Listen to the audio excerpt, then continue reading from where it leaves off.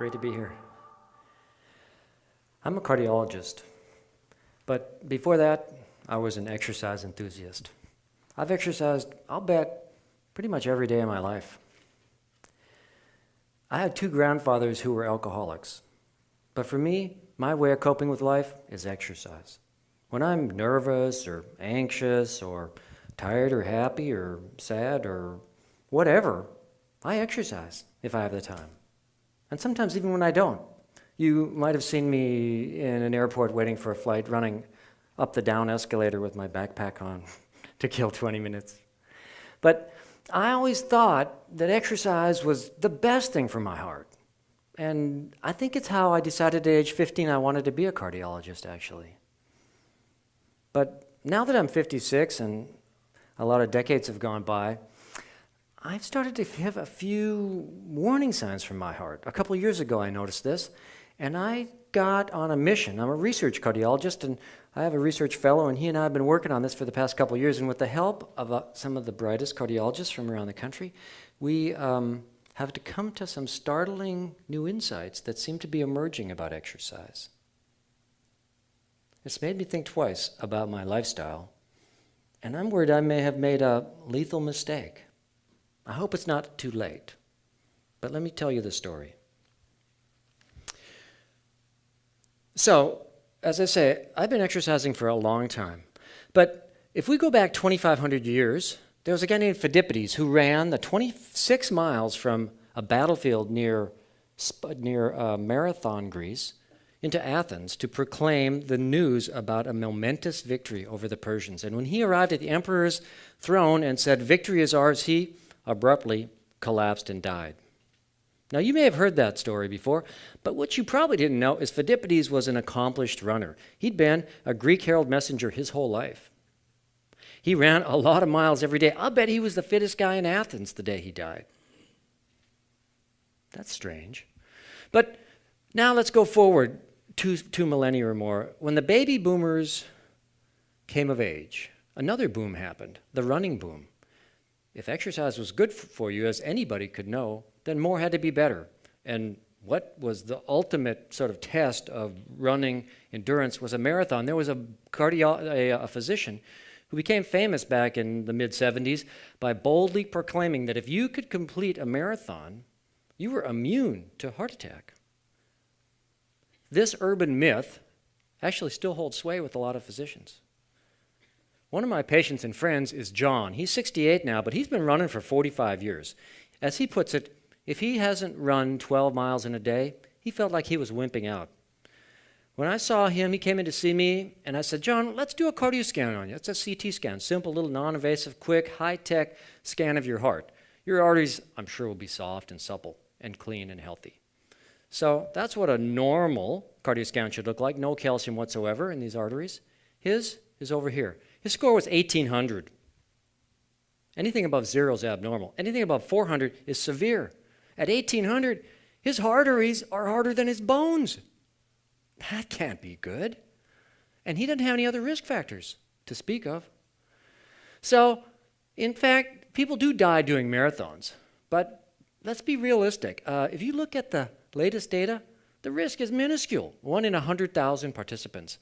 I've gotten to be friends with a guy named Amby Burfoot. Amby won the Boston Marathon in 1968. He is currently editor-in-chief and has been a long-time editor-at-large at Runner's World magazine. In conversations we've had in recent months, he's challenged me. If endurance extreme exercise is so bad, show me the bodies. He's got a good point. 1 in 100,000 is pretty low risk. But I'm not so worried about that. Running is supposed to add years to your life, and even life to your years. So could it be shortening your life expectancy? I'm not worried about dropping in a race. I'm just trying to do the right thing. I'm a cardiologist. I'm in the business of finding out the ideal diet and lifestyle. And I'm coming to the conclusion that running marathons and extreme endurance athletics do not fit into that recipe. So, that being said, let me be clear about this. There is no single step you can take in your life to ensure robust health and remarkable longevity than a habit of daily exercise. Okay, and this is a study of over 400,000 Chinese that was just published within the last year. We published an editorial along with this afterwards. But they found that vigorous exercise, this is all-cause mortality reduction. The more reduction, the better. And this is minutes of daily exercise. So 10, 20, 30 minutes of daily exercise up. At 40, it starts plateauing. At 45 or 50, you get a point where it plateaus. So further efforts and time do not appear to convey further improvements in life expectancy. Down here is moderate exercise, light to moderate exercise, walking, housework, day-to-day, moving around. Just get off your seat, move around. More is better there. It's not quite as beneficial as vigorous exercise, but more is better. You can exercise all day, it seems, without getting yourself in trouble if you keep it down. So one of my, I guess one of the sort of my heroes, if you'd say, I love evolutionary medicine. I think if you look in the world of nature into our deep past, you can find the template for ideal health, even in our modern world. Charles Darwin was wrong about one thing, though. It's not the survival of the fittest. In fact, it's the survival of the moderately fit.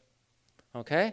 If the best you can do is walk one flight of stairs before you have to rest, things are not looking good.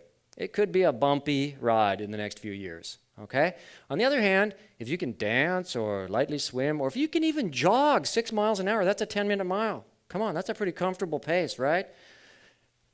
Your mortality plummets. And if you, after warming up on a treadmill, can achieve a speed of 7 to 7.5 miles an hour, you're pretty much bulletproof when you look at outcomes. And in fact, further attainments of peak fitness do not translate into further increases in life expectancy. Okay? It plateaus out. In fact, there's a little trend that maybe it might even go up a little bit. So, an important concept is the dose makes the poison. It's true with a lot of things, all right? And if we could come up with a pill that gave all the benefits that we got from exercise, I'd be looking for work. In fact, exercise not only cuts your chance of premature death in half, but it reduces risk for heart disease, Alzheimer's, osteoporosis, depression. It is an amazing drug. But just like any drug, there is an ideal dose range. If you don't take enough of it, you don't get the benefit. You take too much of it, it could be harmful, maybe even fatal. Right? When you're sitting here listening, sitting around like most Americans spend most of their day sitting, doing nothing, your heart's pumping, just idling along about a gallon a minute, about 4 or 5 liters a minute. If we went for a run right now and you ran hard, that would go up 4, 5, 6-fold. 5, 6 gallons a minute. That's a workout. Your heart is working hard. But that's what it's meant to do at intermittently. Maybe a few minutes, 5, 10, maybe 30 minutes, maybe up to 60 minutes. But by 60 minutes, something starts happening. This stretch in the chambers starts overwhelming the muscle's ability to adapt. The catecholamine levels, the adrenaline levels rise, the free radicals blossom, and it starts burning the heart. It starts searing and inflaming the inside of your coronary arteries. Okay? So we're not really meant for these sustained levels of exercise for hours at a time. If you go to a marathon, and this has been done several times, you take a troponin level at the end of the marathon, over half of them will have elevated troponins. What's a troponin? Troponin is a sacred chemical to us cardiologists. When we see a troponin goes up, it means one thing: heart muscle has died. Normally, we hop into action because that generally means there's a heart attack going on. We need to get a vessel open. In this case, these are little micro tears from this stretching and the searing. And it's not a big deal if you do it once. These are little minor micro tears. They heal. A few days later, it's gone. The vessel, the heart's back down to normal size. But you do this over and over again, and the chambers start dilating up. They get scarred. They get stiff. They get thickened. If you look closely, you can see these little white patches in these veteran extreme endurance athletes that accumulate in people who've been doing this for years and decades. Their heart becomes older before its time. We're asking too much of it. We're overwhelming the heart's capacities.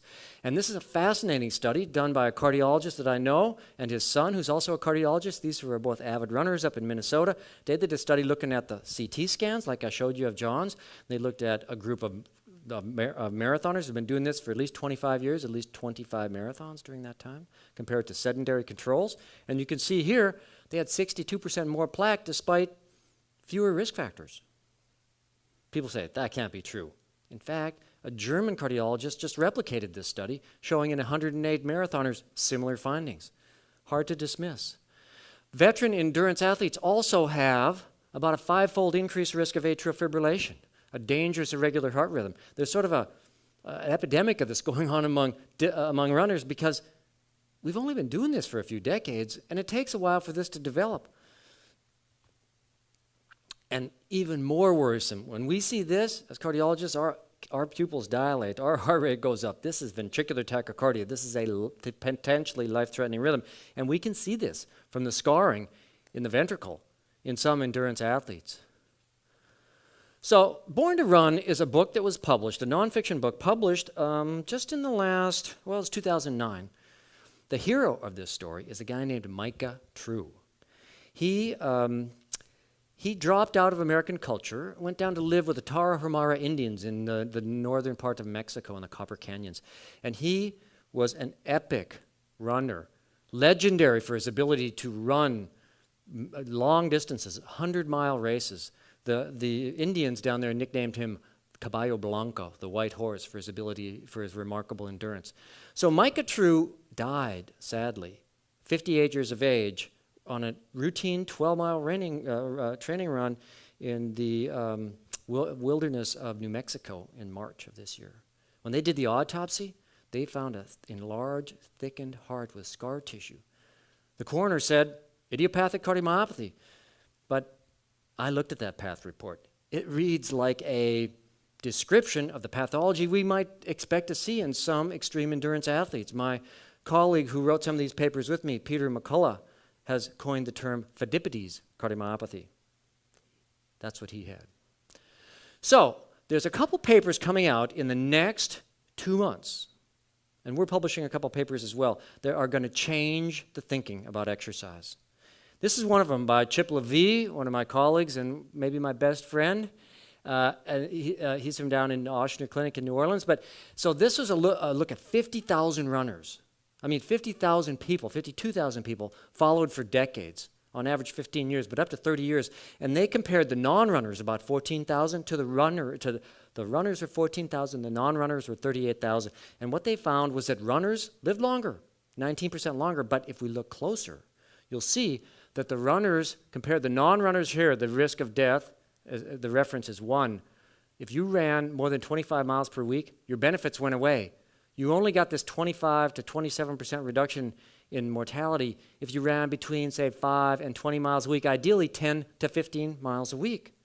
And when we looked at the running speed, sure enough, if you ran too fast, over 8 miles an hour, which is a 7:30 pace, the benefits went away.